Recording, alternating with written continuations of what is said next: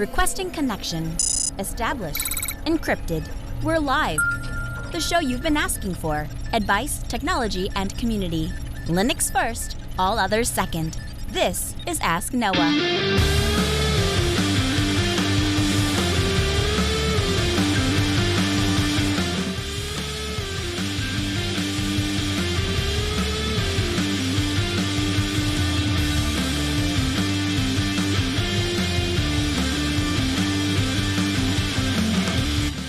The phone lines are open this hour to be a part of the program. It is a free call, 1-855-450-NOAH. That's 1-855-450-6624. Or send an email to live@asknoahshow.com. My name is Noah Chalai. I am your host. Delighted to be here with you as another episode of the Ask Noah Show kicks off this hour. Joining me, my co-host, Mr. Steve Ovens. Welcome in, sir.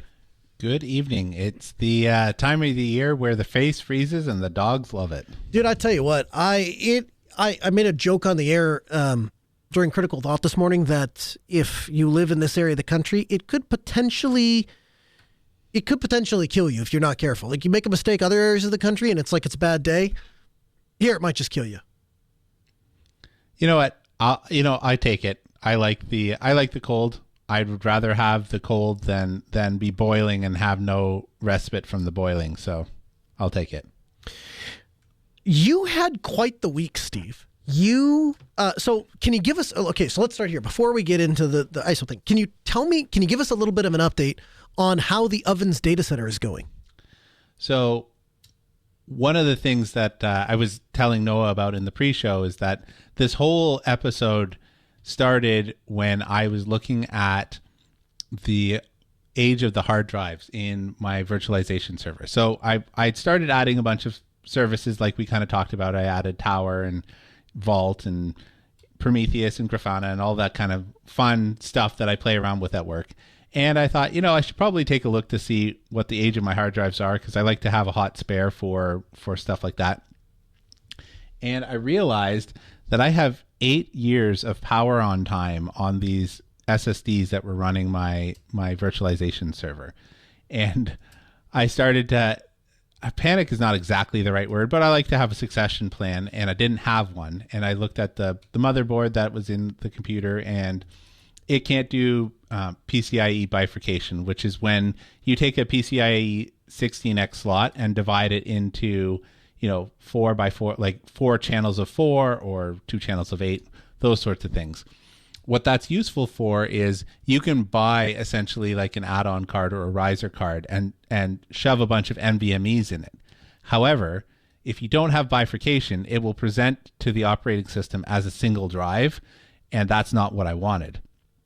So I wanted to age out these 8-year-old hard drives and swap them for NVMEs, but my current technology didn't allow for that. So I went down the rabbit hole of, instead of just replacing just the hard drives, I didn't want to buy what I considered old technology.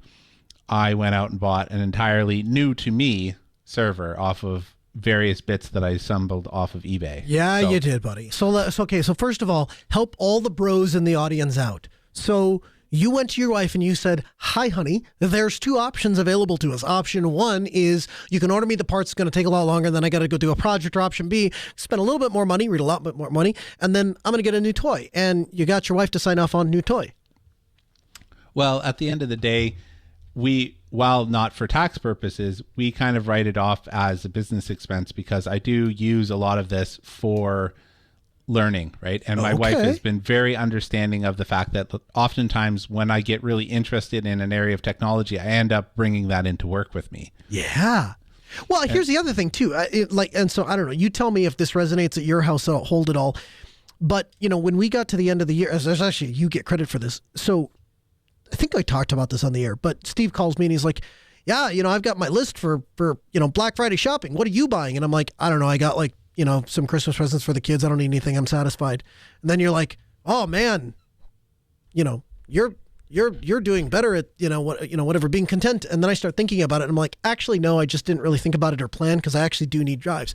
And the way that discussion went in our house, Steve, is we said, well, every one of our friends or relatives is paying at a minimum $80-90 a month, most of them more, for a cable TV service, right? If they add internet to that, or they got some sort of package, or they got some sort of movie thing or sports thing, it's well over $100. And then on top of that, they'll sign up for, you can't just have one streaming service, Steve, because you got to have the Netflix and you got to have the Hulus and you got to have the Amazons and you got to have the Disney Kids. And pretty soon you got another $70 in streaming things. And so we just took that money. We said, okay, if we were to spend 100, 150, $200 a month in quote unquote cloud services, what if we just took that money and bought our own hard drives and put our own media on there and played it? And that really resonated with us. So that's right. That's what we did. Sure. I mean, everybody finds their own way to justify these things, right? Oh, Steve, you mean to tell me that I wasn't, onto some sort of clever thing that I outsmarted everything and everyone, and I figured out how to get my own media and all the things. You're telling me it's just a creative way to come up with an excuse to spend money. That's what you're telling me? I'm just saying everybody does their accounting differently. Tell me about a custom RHEL ISO. I wasn't aware such a thing was a thing. Yeah, you know what? I didn't really realize this was a thing either. No kidding. Remind me where you work. Yeah. Well, apparently you and I are kind of the last ones to realize these sorts of things. I went to go grab the fat ISO off of the website, and then I scrolled down and there was some other option that caught my eye, and I clicked on it and I'm like, oh, look at that. It's kind of like a build service, and it goes and grabs, essentially it rolls all the latest updates into your ISO, and you can do things like add your own rows and whatever else you did. So in my case, I baked in my subscription ID because we have the employee one, so that everything that I install gets kicked out and already registered and all that fun stuff. So that was good. Mm-hmm.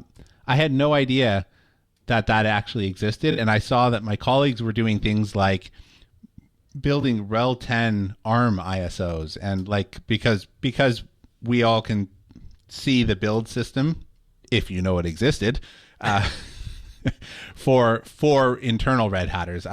I'm pretty sure I can't just go look at what the customers are building, but for Red Hat stuff, our stuff is public to each other. And so I was looking at some of the other stuff that people were building, like, I didn't even know people were doing this sort of thing.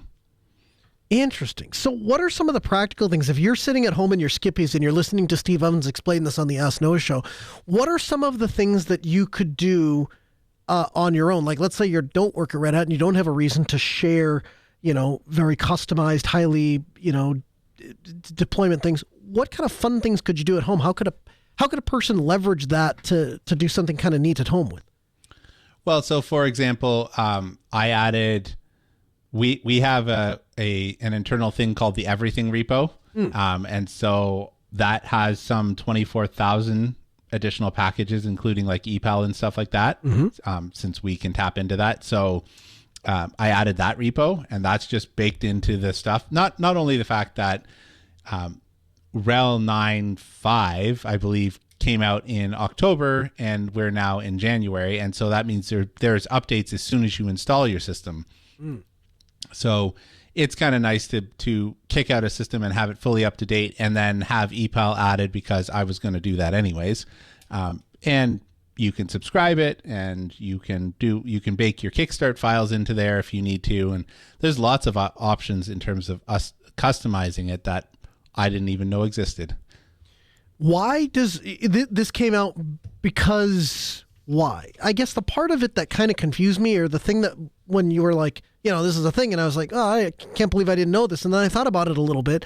How often is it beneficial to customize the base install? And or can you talk about how somebody might append something like an Ansible playbook to be run after the base install is complete? So there's a lot of things that you could do. So one of the things that a customer might do is what we call a callback, or a post install hook that might call your Ansible tower or whatever you have, right? And that allows tower to know that, hey, this thing is ready to go. So one of the things that is very common in our industry is people who have Ansible tower will kick out a golden image, and that golden image, as soon as it's done processing, calls out to Ansible and says, hey, I'm ready. And then Ansible proceeds with whatever provision needs to happen on that guy. And it's all kind of a looped automation, right? So Ansible may load the ISO. So here's the actual flow that I've seen practically used.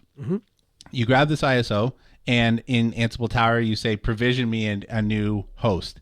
And it either creates a VM or it goes and talks to your iDRAC or whatever you have and inserts the virtual media, turns the server on. The ISO goes ahead and does a full install. And when it reboots and ejects the ISO, it then has a callback to Ansible and says, okay, I'm done. And then Ansible proceeds with whatever else you were going to do to customize that specific one. And so it allows for a greater automation in that way. Okay.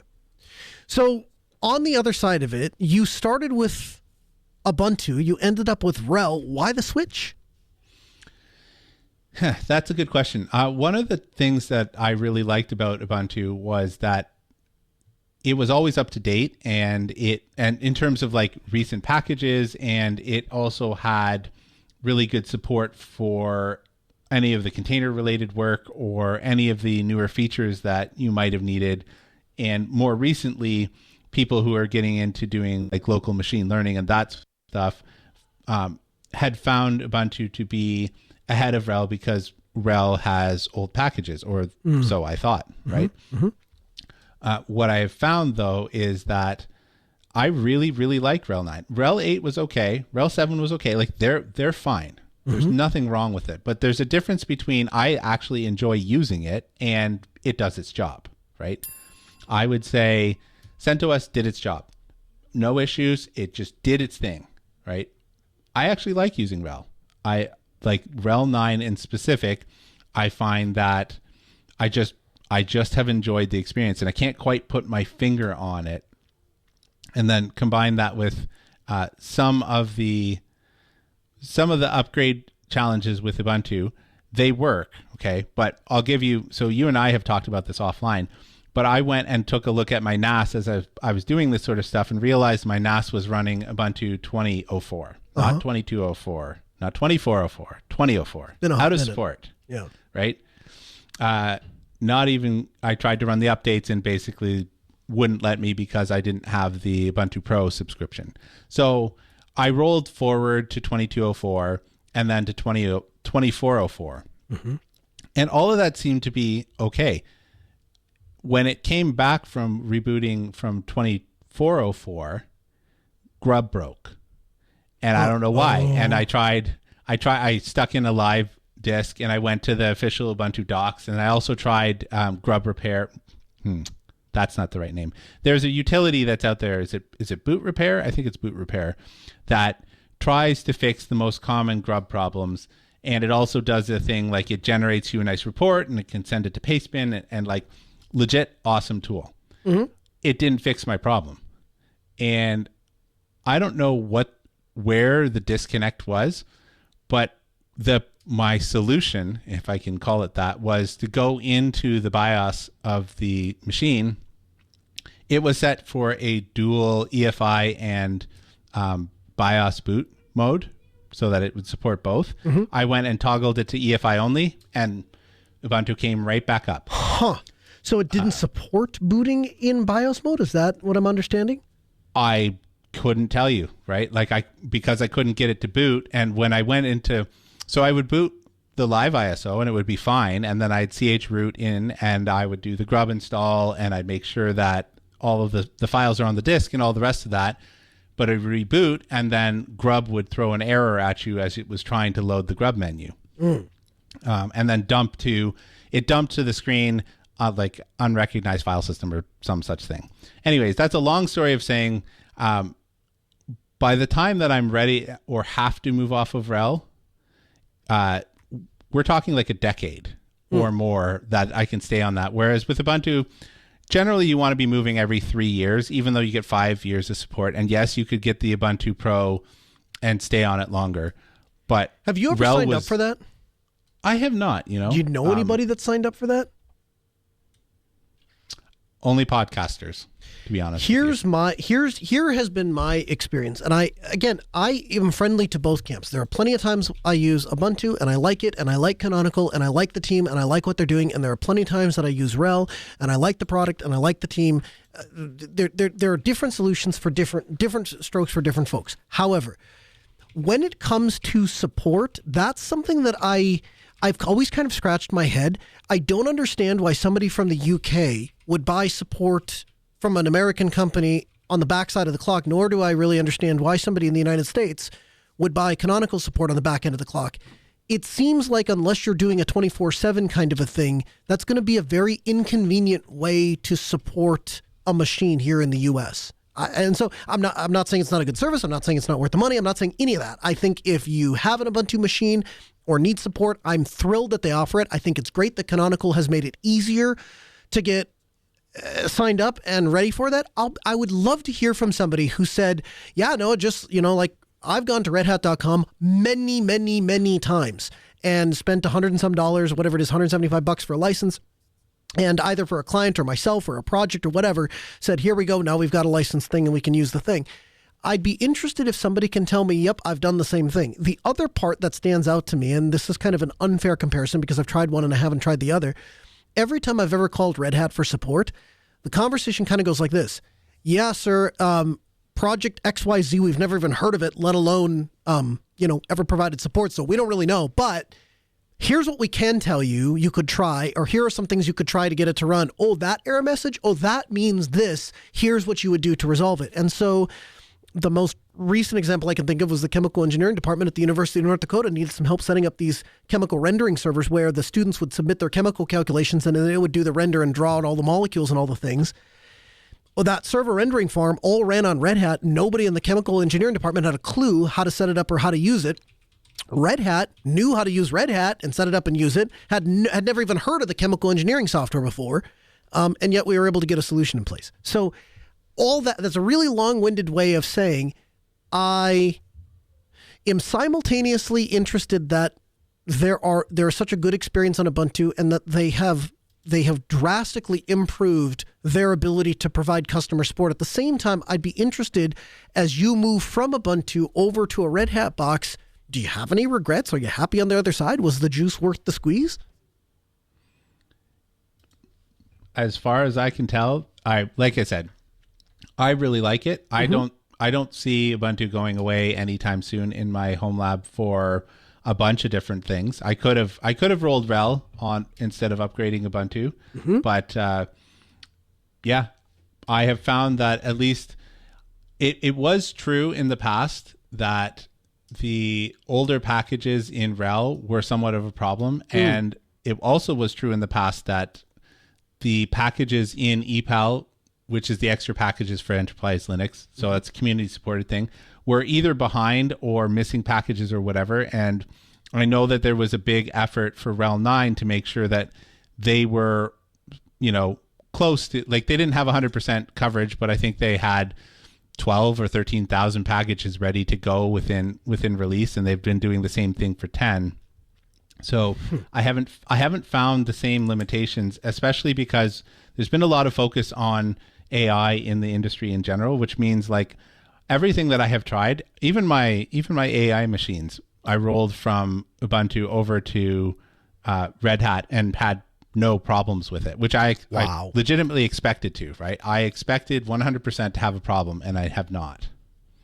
Wow. That's pretty cool. So, okay, let me ask you this, Steve. How do you feel about having a mixed environment? One of the things that I feel like would drive me nuts sooner rather than later is, oh, that machine runs Ubuntu, that machine runs RHEL, that machine runs that version, that machine runs that. And so if you're the only person doing administration, fine, you can probably keep it straight or keep notes or remember. But do you see a downside in having a mixed environment? Or would you say, nah, man, Linux is Linux. It doesn't really matter. Generally speaking, it doesn't matter because I swap out whatever the heck Ubuntu uses for networking and just put Network Manager on there. And that's been my largest problem managing between the two, is remembering which one is using Cloud Init or whatever. And I just went, not tech with this. I'm putting Network Manager across the board, and that's how I interface with it. Will you ever go back and reevaluate NetPlan, or is like, nah, it's a bridge too far for me? I got no need for it. And honestly, we talk time and time again about, it's one of those things, if you use a certain tool a lot, swimming upstream for no real value doesn't seem to provide much other than education. So Network Manager, for better or for worse, is used throughout OpenShift, right? And it is a kind of a staple of RHEL. And so because of that, I'm kind of familiar with its foibles. And so, no, I have no interest in doing that plan. Interesting. 1-855-450. No, it's 855-450-6624. The email live@asknoahshow.com. So CES is upon us. And I've been watching as stuff is coming out of CES. Now, here's the thing you got to remember about CES. CES, like the vast majority of stuff that is debuted is never going to see the light of day. Okay, some of it isn't finalized. Other of it, they don't have a product line. It's marketing. There's a variety of reasons why it happens, but the bottom line is there is a whole bunch of stuff that's going to make it to CES, and it never actually makes its way anywhere else. One of the things I noticed in past years that I always, to this day, I watch and I go into stores and I look at TVs and I'm like, is it here yet? I saw at CES a few years ago. This is maybe 5-6 years ago. They had a PoE powered television, and so the idea was your cable provider says, we are going to give you the, service. And so you're going to plug your TV in and do all the things. Well, now instead of having to run a coax cable or have a little external box or whatever else, no, the TV is powered and it gets its network and it gets its data and it gets its programming all from a Cat 6 cable. And I thought, what a brilliant idea. And I don't know why it never went anywhere, if they ran into problems with it or it couldn't power or had problems or whatever it was. I've never actually seen that product come to life. So that's a huge disclaimer to say, just because we talk about something cool that we saw at CES does not necessarily mean it's coming to a Best Buy near you anytime soon. Okay. With that disclaimer out of the way, the thing that drew my attention over all the other things that came out in CES, and there was many things from a roly-poly extendy Lenovo laptop screen to a tiny little, basically horizontal, like maybe 6-inch high touchscreen monitor, was a product called Get Base Case. And you can learn more by going to getbasecase.com. And effectively what it is the ultimate mobile workstation for on-the-go professionals. This struck a chord with me for a couple of reasons. The first and most prominent reason is because I, in fact, tried to build something like this starting in 2020. I got done with COVID. I was working from my home, had built a home setup, and now we were going back to work. And so I realized that I didn't want to go back to working off a laptop. I rather enjoyed having two displays, a keyboard, a trackball, mouse. The monitors were at the appropriate height. Everything was more comfortable to work on. I found my productivity went up. I noticed that my comfortability went up. All of the things were just better. And I didn't want to leave that behind. And so I started thinking to myself, how can I take a desktop with me that connects to a laptop? The laptop, that's the computer. It's where all the stuff is. Really, all I need is a monitor, is a keyboard, is a mouse, and a Thunderbolt dock. And so I developed or designed or put together what I referred to as MVPS. I've talked about it on the program before, but effectively what it is it's a Gator framework keyboard stand, actually. And I took a piece of 1/2-inch plywood and set it on top to make my desk surface. And then I ordered some cheap Chinesium desk mat thing to go over the plywood so it looks like a desk.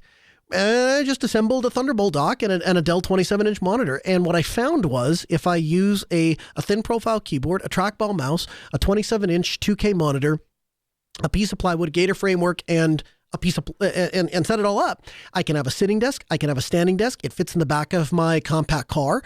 I can take it to hotels. I can go into client spaces. And so it's what I've been using for the past 4 years. And in fact, I would go so far as to tell you that I told my wife, I was like, as things break around the house, this is the one computer I need. Like, it doesn't really matter what I'm using for my laptop, personal laptop, work laptop, whatever I'm using that week, but this is going to be the way that I work off of it. And I've largely stuck to that, and it's worked super well for me. So at the moment, it is set up downstairs in my lab, and I use it as my desktop. It's the computer I work for. And the nice thing about it is I just take it with me when I travel.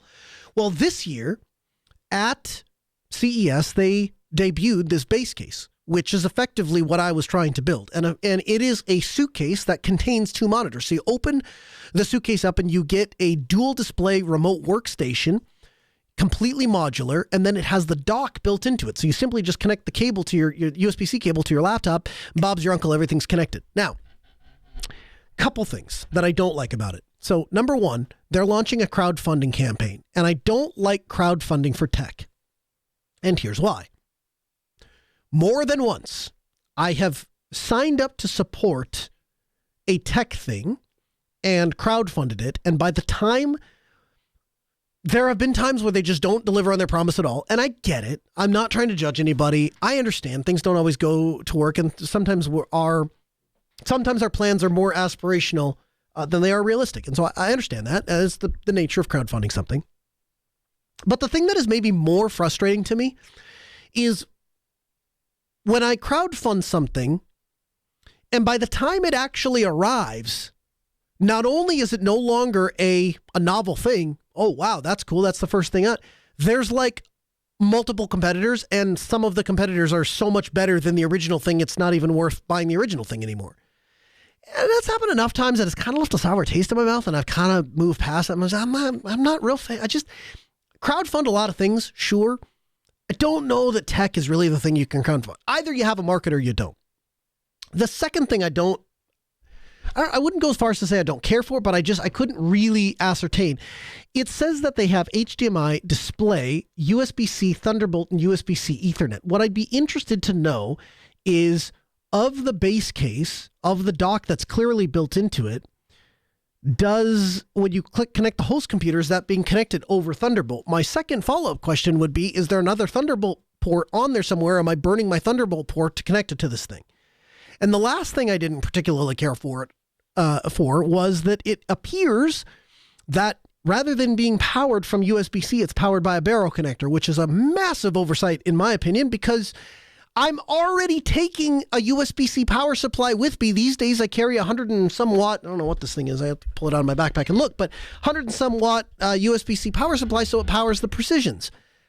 And you're telling me my 140 watt power supply I'm trucking around my backpack can't power this thing, and yet it comes with USB-C. So there's some design things that I'm just not really crazy about.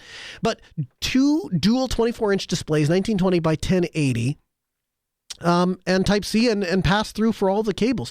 The last thing that I'm not a huge fan of is the price. I think this is extraordinarily expensive for what it is. So to put this into perspective for you, the Gator framework was, I think, $100 and some. I had a single 27-inch monitor, but let's compare apples to apples and call it two 27-inch monitors. They're like $200 a piece, a little over that. So let's say I'm $600-ish, $700-ish in for all the parts, and I assembled it, and then I have, two displays and a Thunderbolt dock and a keyboard and mouse. This thing, $1,700. $1,700 to buy this thing. And so you only got to put a $50 deposit down now. So again, if you're a person that needs to be able to take a mobile workstation with you, I can understand that there isn't a lot of competition in this environment, but $1,700 for two 24-inch displays mounted atop a suitcase and some legs that come out of it? I don't know, man. I don't know. I'm a little skeptical. Steve, are you happy working off a laptop? You travel for work, or at least have in the past. Are you comfortable working off of a laptop in an office, or would you ever consider saying, yeah, I'd like to take a little workstation with me?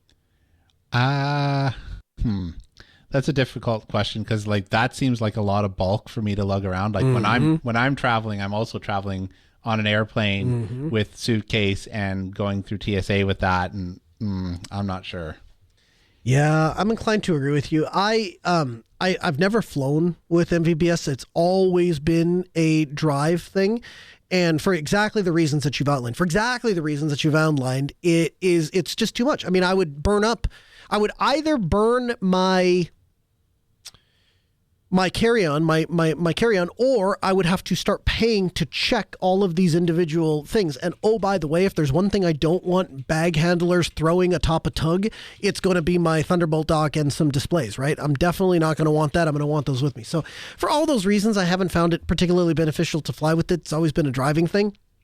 But I don't know that this necessarily gets me someplace I'm not, right? Because if I can travel with a monitor and a little desk that I fold up into a suitcase, this is a prettier suitcase for sure, and everything's mounted in it for sure, but I'm not sure I really get something out of this particular box that I couldn't build for myself. So I don't know, be front of the line to purchase one.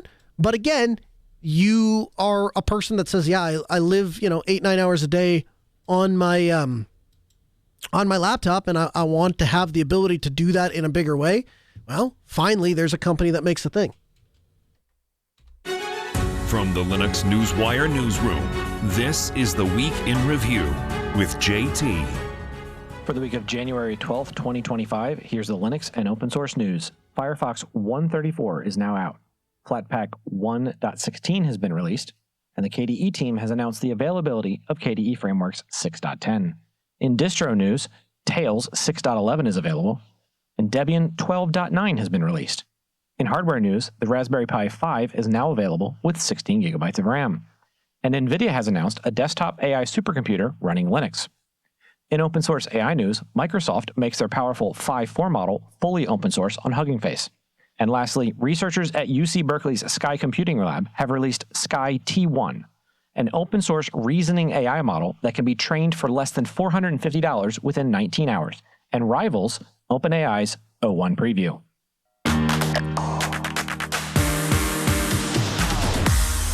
Social media has become decentralized, and one of the parts that is interesting as various different personalities have taken over various different social media platforms, the opinion of those platforms has changed. And so, some of the things that have hit the news, Mark Zuckerberg has announced that they're doing away with some of their content screening or abuse moderation. Elon Musk has his own series of headlines that he makes on X on not an infrequent basis. And so a lot of people have been leaving the mainstream social networks to move to things like Mastodon and other decentralized networks. Well, Mastodon announced on Monday that it's shifting its structure over the next 6 months to become wholly owned by a European nonprofit organization, affirming the intent that Mastodon should not be owned or controlled by a single individual. And I think this is a watershed moment, Steve, for us in the tech community, because I'm overplaying my hand just a little bit here, but in the same way that George Washington gave up control over the United States and thus set in motion the precedence of the willful dissolution of power and handing off to the next elected leader and all of that. In the same way, that was pivotal for the rest of the world, because previously when you had power, you just hung on to it. This is kind of interesting too, because the people, the decision maker, Eugene Rocco, as I hope I'm pronouncing that right, the founder, he doesn't want to become the next Mark Zuckerberg. He doesn't want to become the next Elon Musk. He doesn't want to become the next Jack Dorsey. He wants Mastodon users in control of their own social network and making their own decisions about what content is allowed, what content isn't allowed, what content appears on their timelines. And so in a world where Mark Zuckerberg and Elon Musk have a tremendous amount of backlash over the changes that they're making on their platforms, Mastodon continues to become the thing that people are able to go to step outside of the mainstream social media networks. And I guess what is appealing to me is this might be the first real example we have where there's a proprietary thing that's incredibly popular and taking over, and when that popular thing makes a mistake, stubs its toe, does a bad thing, everybody starts to switch over to the open source thing. Now, it's not perfect, right? There's what's the new version of Twitter? Blue Sky? Blue something? So Blue Sky is the one now that's decentralized too, if I remember right. You know what? I don't know too much about it, except everybody's saying it's the new hotness. So and then there's I forget the red one, but the thing that's going to replace TikTok when TikTok gets banned later this month. So the point is, though, there's many, many, many different options. And what people are choosing to do is to embrace the decentralized one, the decentralized option. And I think that's pretty cool. I think it's cool because it speaks highly of the founder of Mastodon.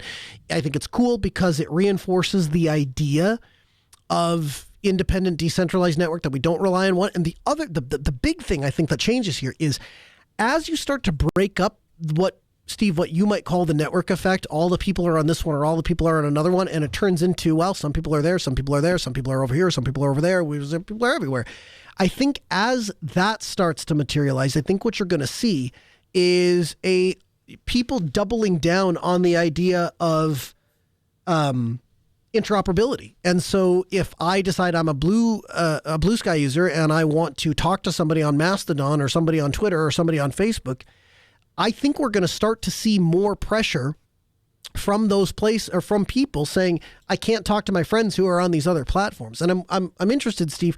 You and I have had long, arduous discussions about network effect and how that happens. Do you think am I dreaming a bit here, or do you think, yeah, that I can actually see that happen? I could see people saying, yeah, I want to be able to talk to my friends. I don't really care what platform they're on anymore. And if they can do it in the EU, we should be able to do that everywhere.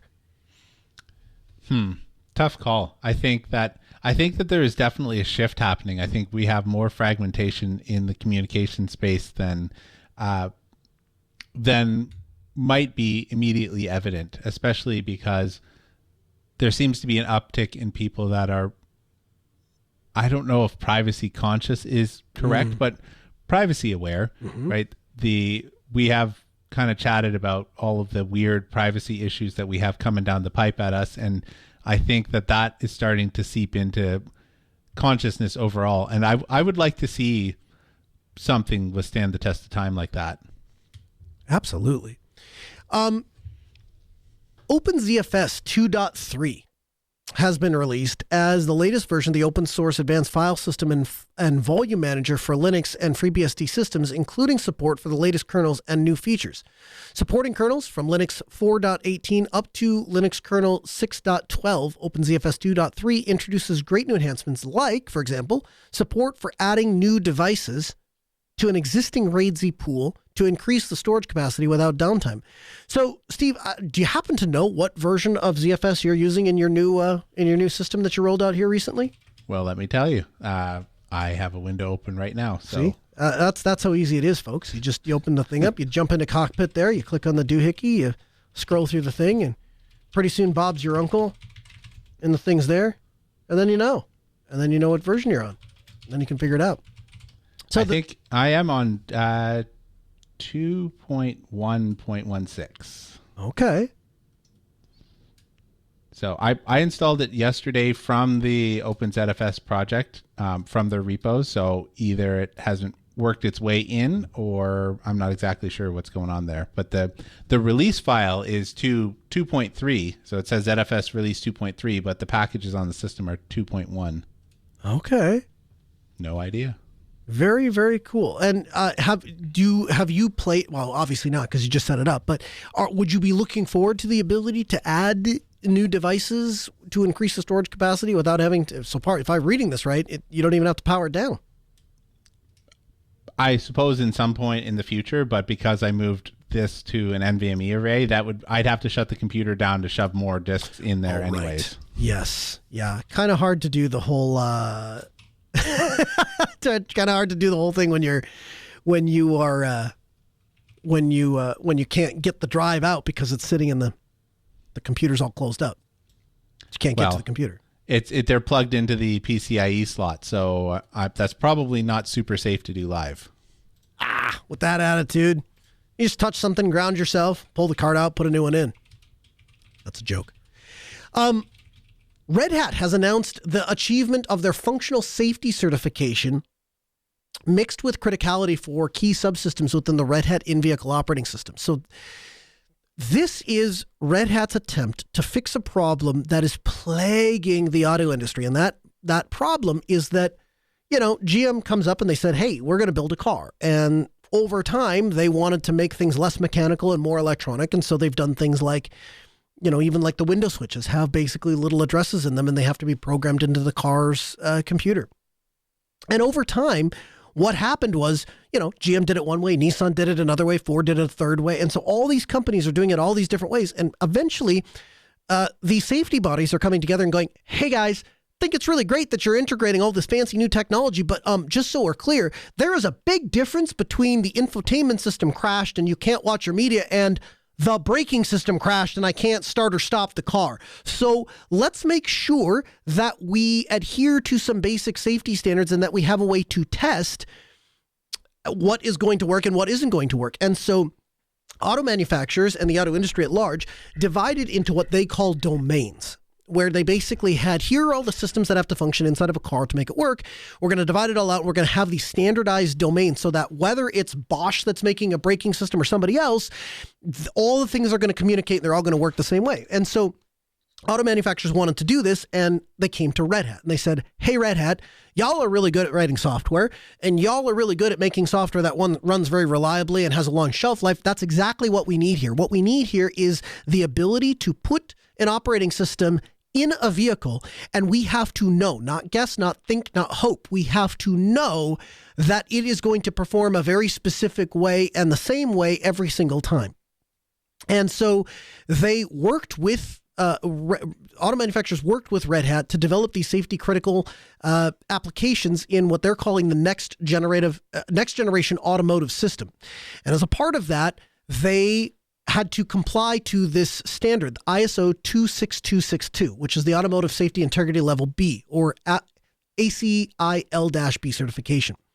And as of today, Red Hat was able to complete that functional safety certification, which now paves the way for them to do more with in-vehicle operating system. Very, very cool stuff from Red Hat, doing really, really good work. Our first email comes in from, got to get down to the email, from Carrie. Carrie writes in and says, hi, Noah and Steve. I recall in the past, Noah or Steve mentioning running many Windows VMs and snapshotting them in order to recover if something goes wrong, like a bad update or cryptoware. I was wondering what you recommend for the VM disk type and the storage backend. I understand that using QCOW2 disk images on top of ZFS is a bad idea because you basically have this copy and write file system on top of another copy and write file system, which can lead to poor performance in the case of SSDs, unnecessary wear. I know you guys love ZFS, so I'm curious if and when you set this up, if you're choosing different file systems to store the QCOW2 files, or if you're using ZFS for the snapshotting and then writing raw to the VM disks. Regards, Carrie. So, Steve, you probably have spent a tremendous amount of time researching exactly this as you set up exactly this. What did you learn? Yeah, I looked into this quite a bit, actually, and it seems like the in terms of the performance, things seem to be mixed out there. So, generally speaking, you have three different options. As the writer talked about, a QCOW2 actually stands for Q, copy on write. And so copy on write is where it doesn't replace the original bits of information. It writes to a new spot on the disk.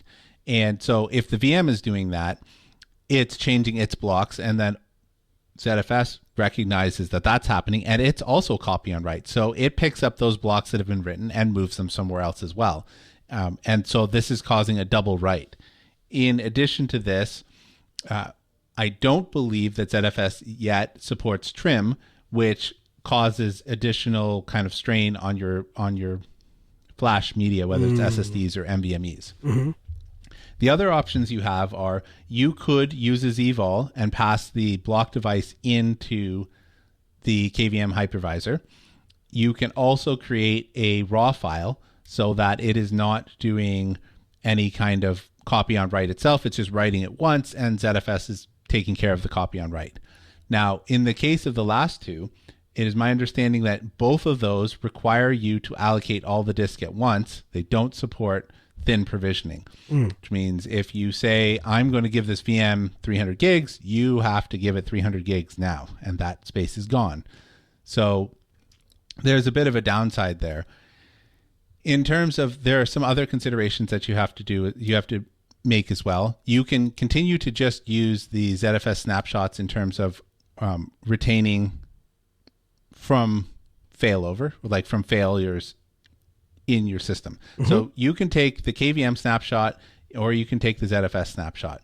When you are dealing with a block device or a raw device, the internal snapshot, which is where it stores all of the data for the snapshot inside of the actual file itself, that is not supported for block devices. So if you just go and use, say, Virt Manager and say, take a snapshot, by default, Virt Manager is trying to take an internal snapshot, and it will fail if you're using a block device as its backend, because the block devices and RAW don't have any way to store the metadata that the snapshots want.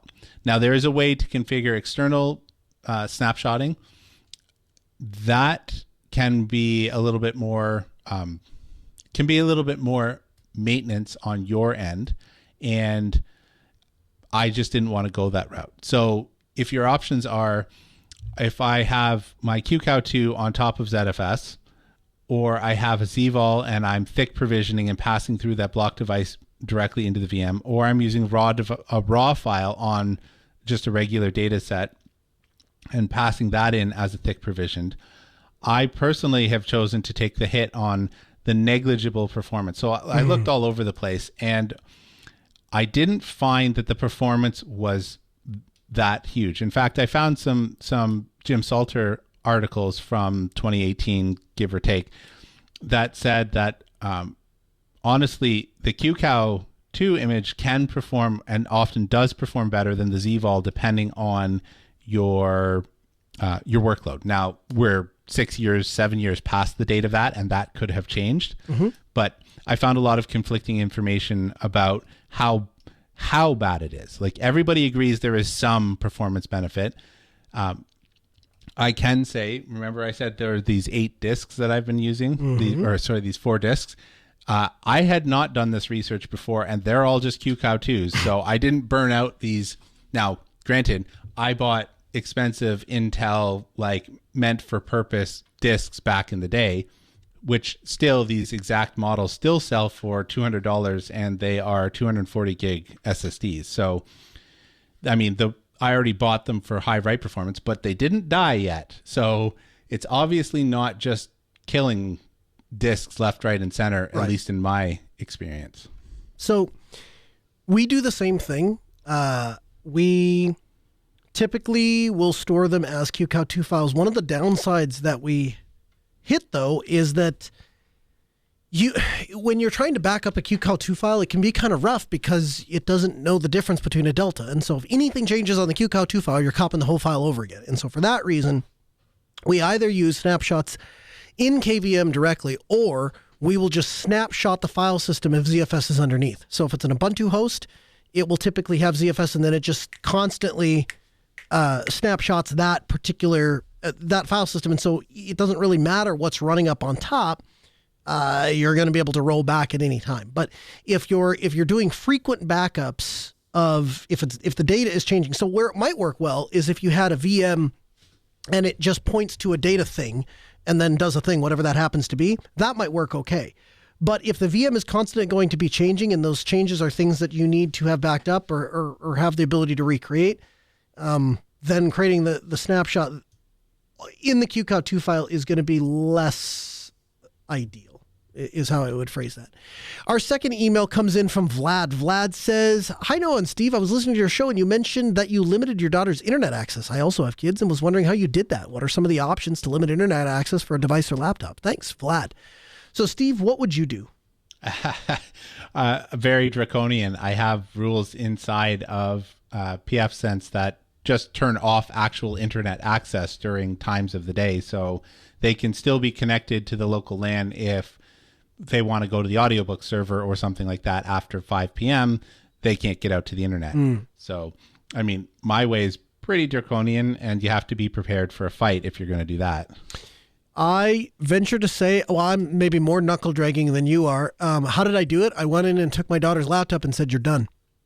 You're done." And to be clear, I limit the internet access. I don't think the internet is the same thing as technology, right? And so if they want to draw, if they want to, play Luanti, if they, there are some constructive things they want to do, I will let them do that. What really kills me is the YouTube autoplay. Now you're not even deciding what you're watching. Some algorithm or some company is pushing something in front of your face and you're just sitting there a zombie. And that is unacceptable to me. But, pfSense or OpenSense will give you ways to do that. And buy MAC address if you wanted to.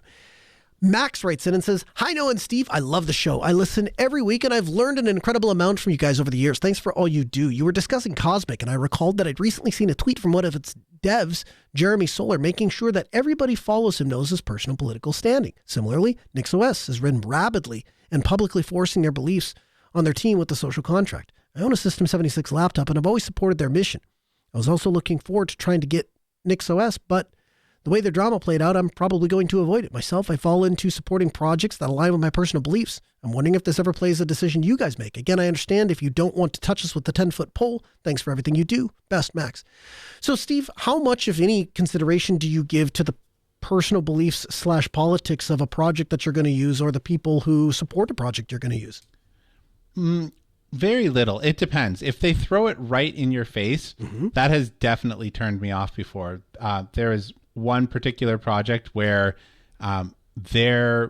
it was right in their README, the very first thing, like nothing about the technical. It was like front and center with like colorful graphics and all of the fanfare about whatever it was that they were politicizing. And it wasn't even about whether I agreed with them or not, because honestly, it didn't even strike a strong enough chord with me to be angry and remember what it was. It was enough that I was like, okay, the technical documentation is subservient to this agenda, and I completely just stopped. Outside of that, though, there are lots of things. So there's a Minecraft launcher on the Steam Deck that there was a bunch of people that revolted over it because of the author's view on something. I don't remember. And there was like a blitz of articles like abandon this one because this guy thinks that. I just, whatever. It continued to work. It's still on my Steam Deck. Like, you know, so yeah, I guess it depends on how much the author decides to make it front and center. So I agree with that. Unless somebody is actively beating down my door, trying to push their views in my face, and even then, if I'm honest with you, there are plenty of people I don't agree with politically, life goals, all the rest of it.